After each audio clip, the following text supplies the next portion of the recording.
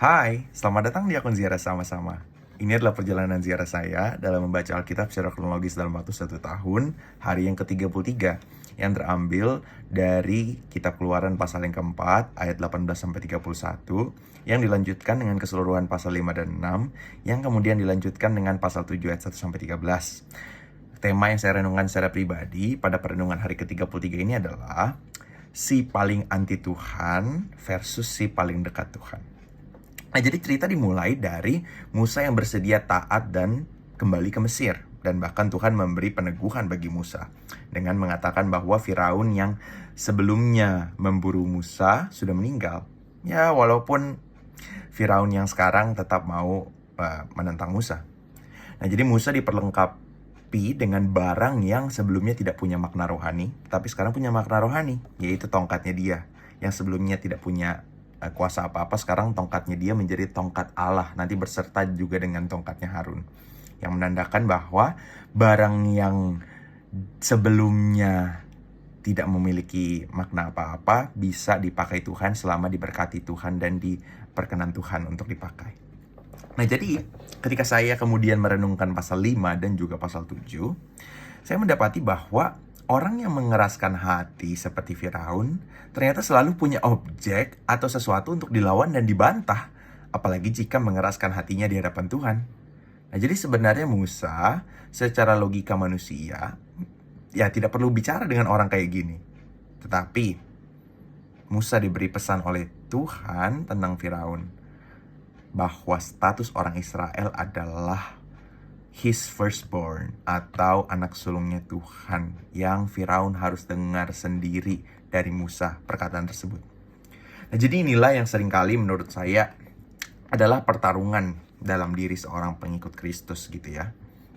Selalu antara apa yang dianggap penting bagi Allah melawan apa yang dianggap kedagingan manusia sebagai yang terpenting bagi dirinya. Selalu pertentangan antara kedua hal ini. Nah, jadi saat Musa on the way ke Mesir dari Midian, Musa sebenarnya memang agak ceroboh dengan lupa kalau anaknya harus disunat supaya Zipora istrinya maupun Gersom anaknya itu dapat masuk menjadi orang Israel.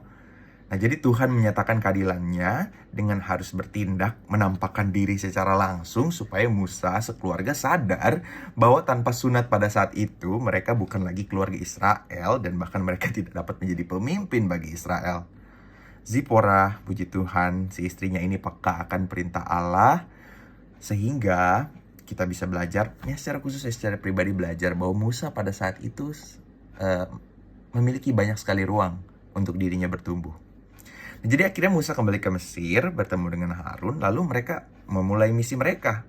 Mereka kumpulkan tua-tua Israel dari keluarga, dari masing-masing suku. Kemudian ada satu waktu kosong di mana mereka bisa kayaknya break kerja sedikit begitu ya dari perbudakannya mereka. Nah, Harun memakai waktu tersebut untuk memperlihatkan mujizat-mujizat Tuhan gitu. Nah, jadi akhirnya tidak hanya 2 orang yang taat di Israel, yaitu Sifra dan Pua di pasal pertama dan sekarang Musa dan Harun. Tidak hanya nih mereka berdua, tidak hanya mereka berempat bahkan, tetapi satu bangsa Israel bisa mendengar karya Tuhan dan bisa mulai percaya kepada Tuhan. Nah, jadi inilah dasar pertama yang hendak diletakkan oleh kitab Keluaran menurut saya secara pribadi, yaitu believe and obey. Percaya dan juga taat. Saya tidak bisa hanya melakukan salah satunya. Nah, kembali ke cerita tentang Firaun dalam bacaan ini. Ia yang tidak kenal Allah, apalagi mengindahkan Allah.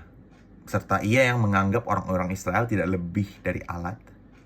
Nah, jadi Firaun ini benar-benar menjadi agensi jahat untuk membuat pekerjaan orang-orang Israel semakin berat. Bahkan ia menganggap keinginan orang Israel untuk beribadah itu sebagai bentuk kemalasan. Kan udah gak masuk akal lagi. Jadi sama sekali Firaun ini tidak punya mindset Allah dalam dirinya. Dan as expected, kena sekali penganiayaan dari Firaun membuat orang-orang Israel yang ditempatkan sebagai supervisor atau mandor saat itu mengeluh ke Musa. Musa pun mengeluh kepada Tuhan. Musa saja yang telah menerima segala janji Tuhan masih belum kuat imannya saat itu, apalagi orang-orang Israel yang benar-benar baru belajar percaya Tuhan. Selama meminta kepada Tuhan, Tuhan pasti akan jawab, dan Tuhan menjawab. berpegang pada tanganku yang kuat. Tuhan cukup memberikan pesan itu, dan itu sudah lebih dari cukup.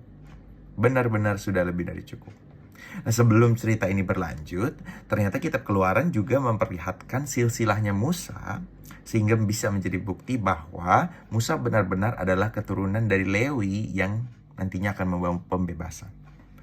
Nah, jadi silsilah ini memang hanya membahas keturunan Ruben, Simeon, Lewi, dan juga keturunan dari anak-anaknya Lewi. Jadi keturunan yang lain tidak dituliskan di sini.